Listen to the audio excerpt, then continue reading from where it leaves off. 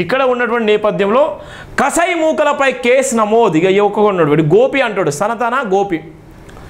వీడు ఇష్టానుసారంగా తిడతాడు, ఇష్టానుసారంగా. వీడు చూడండి ఎంత భయంకరంగా తిడతాడు. ఇష్టానుసారంగా అంటే ఇష్టానుసారం అవుతాడు. వాడు అమాయకులైనటువంటి క్రైస్తవ పాస్టర్ల ఫోన్ చేస్తాడు, ఆడోళ్ళ ఫోన్ చేసి బూతులు తప్ప వేరేది ఏముంటుంది. మీరు చూడండి. ఇక నేను మాట్లాడుతున్న మాటలుగా దయచేసి మీరు దీన్ని తప్పుగా భావించొద్దు. నా సిస్టర్స్ అండ్ బ్రదర్స్ చాలామంది నా లైవ్ చూస్తూ ఉంటారు ప్రపంచవ్యాప్తంగా. తప్పుగా భావించొద్దు అమ్మలారా, అక్కలారా, బ్రదర్స్. వాడు సెక్స్ అంటే ఏందో చెప్తాడు. వాడు మేరీ మాత మరియమ్మ గురించి ఎంత భయంకరంగా మాట్లాడతారంటే అందుకనే ఈ మాట మాట్లాడడం జరిగింది. ఏ విధంగా మాట్లాడతారంటే ఆ మాటలు వింటే నిజంగా ప్రాణం వెళ్ళిపోతుంది. ఇక అసలు ఎందుకని ఉన్నాం ఈ దేశంలో, ఎందుకని ఉన్నాం ఇంత ఘోరంగా మాట్లాడుతున్నారు. వారిని ఏం చేయలేరా, ఎందుకున్నారు ఇంతమంది మేధావులు, ఇంతమంది క్రైస్తవులు, ఇంతమంది ఉన్నటువంటి మేధావులుగా ఉన్నటువంటి చాలామంది పెద్ద పెద్ద పాస్టర్లు అని చెప్పుకునే వాళ్ళు క్రైస్తవ మతంలోని మేరీ మాతను, జీసస్ను ఇష్టానుసారంగా తిడుతున్న వాళ్ళ పేరు చెప్పుకొని బతికే వీళ్ళు బైబుల్ మాత్రమే అనుసరించాలి, బైబుల్లో ఉన్నటువంటిది మాత్రమే మాట్లాడాలి. బైబుల్ ఏం చెప్తుంది, ఏటోడు ఎంత కొట్టినా ఎంత తిట్టినా కూడా మనం మౌనంగా ఉండాలి. ఏదో గాంధీ చెప్పినట్టు ఈ చెంప మీద కొడితే ఈ చెంప చూపెట్టాలన్న విధంగా ఉంటే భయంకరంగా పుట్టుకొస్తారు. ఇంకా కొద్దిగా అట్లా పక్కన పెట్టేసండి.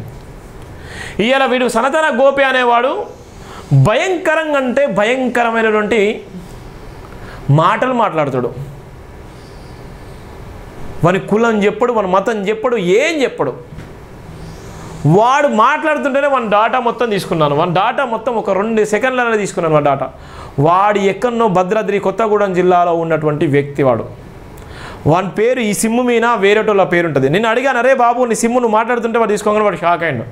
నా డీటెయిల్స్ ఇంత తొందరగా నేను తీసుకున్నాను. డీటెయిల్స్ ఇంత తొందరగా ఎట్లా వచ్చిందంటే నా సిమ్ము అది నాది కాదు, నేను సిమ్ము ఎప్పుడో తీసుకున్నాను, సిమ్ము నేను తీసుకున్నాను, ఈ సిమ్ము అది ఎప్పుడో మారింది, ఆ సిమ్ము నా పేరు మీద. అరే నీ అడ్రస్ ఇక్కడ ఉందిరా, భద్రాద్రి కొత్తగూడెం జిల్లారా, నువ్వు ఉన్నది ఇక్కడరా, నీ ఊరు, నీ ఇంటి అడ్రస్సు, నీ ఇంటి నెంబర్ రా, ఇదిరా, నువ్వు ఎక్కడన్నా దొరకబడతాం బిడ్డ, నువ్వు జాగ్రత్త అని చెప్తే తర్వాత ఈవినింగ్ లైవ్ పెట్టినవాడు. వాడితో పాటు వీడు అఖిల్, వీని పేరు అఖిల్ రెడ్డి కాదు, వీళ్ళిద్దరు కూడా నా కాలేజ్. ఇక్కడ యు అంటే నేను, ఇక్కడ ఉన్నటువంటి జై ఎన్టీఆర్ తారక్. వీడు నిజంగా ఎవరు పుట్టిండో తెలియదు, కానీ వీడు మాట్లాడే మాటలు అయితే భయంకరంగా ఉంటాయి. వాడు నిజంగా తల్లిదండ్రులకే పుట్టిండా, మరి తల్లిదండ్రులు ఏ విధంగా సంస్కారంగా ఏ విధంగా పెంచిల్లో ఏ విధంగా మాట్లాడాలో చెప్పిల్లో చెప్పలో తెలియదు, కానీ వాడు దుబాయ్లో ఎక్కడనో ఉంటాడు. వీళ్ళంతా ఒక క్లబ్, ఒక 100 మంది దాకా ఉంటారు. ఇవన్నీ కూడా ఎవరైతే నిజంగా సోషల్ మీడియాలో క్రైస్తవ మతం గురించి కానీ వివిధ రాజకీయ పార్టీల గురించి కానీ కొంతమంది రాజకీయ నాయకుల గురించి కానీ మాట్లాడితే వీళ్ళకి పొడుచుకొస్తుంది. వాళ్ళు స్పందించాలి, వాళ్ళు పొలిటికల్ లీడర్లు వాళ్ళు స్పందించాలి. వాళ్ళకి ఇబ్బంది ఉంటే వాళ్ళు నిజంగా వాళ్ళు కేసు వేసుకోవాలి, పరువు నష్టం కేసు వేసుకోవాలి. నన్ను ఇబ్బంది పెడుతున్నా, ఇది చేస్తున్నా, అది చేస్తున్నారని పరువు నష్టం కేసు వేసుకోవాలి.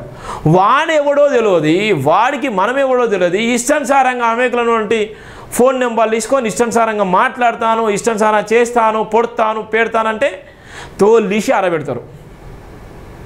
ఒరే మేము పుట్టిందే దళిత కుటుంబాలు రే,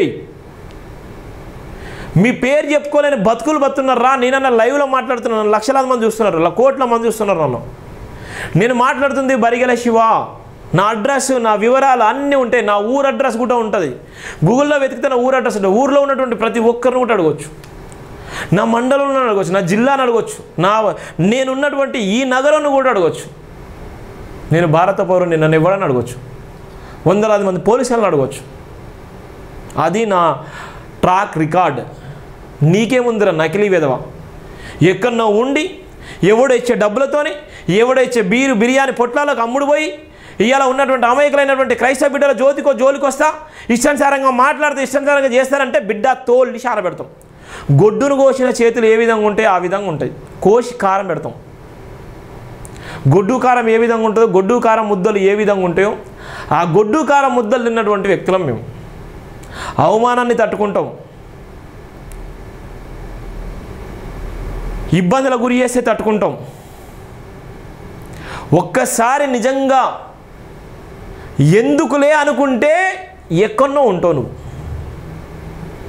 నీ అంతు చూస్తావనుకుంటే నువ్వు ఉండవు. ఇక నువ్వన్నా ఉండాలి, మేమన్నా ఉండాలనే విధంగానే ఉంటుంది.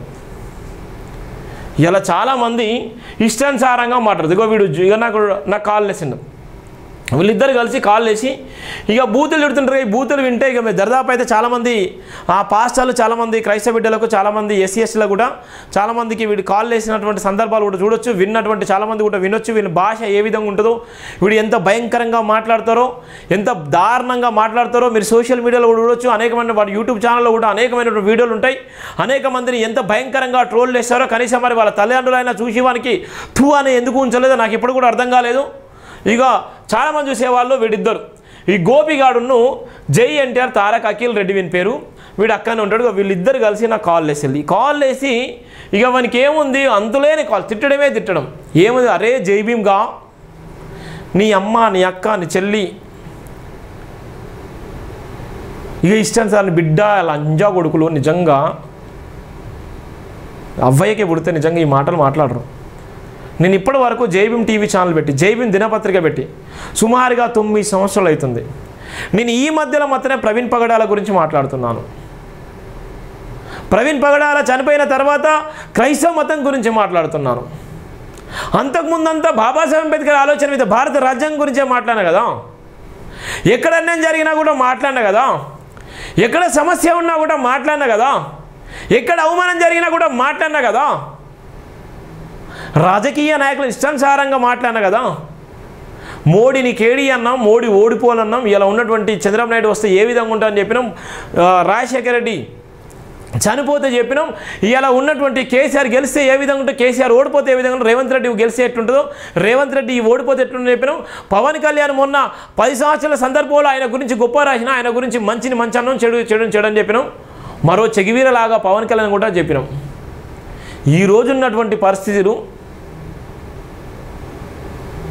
రాజకీయ నాయకుల అండదండలతోని, ఇలా కులాల మధ్య, మతాల మధ్య చిచ్చులు పెట్టేటువంటి రాజకీయ నాయకుల మధ్య ఈ సమాజంలో బతుకుతున్నటువంటి క్రమంలో ఒక సందర్భంలో గొప్ప అని చెప్పి మరో సందర్భంలో దొంగ అని చెప్తే ఎవరికైనా మంటలు మండుతాయి.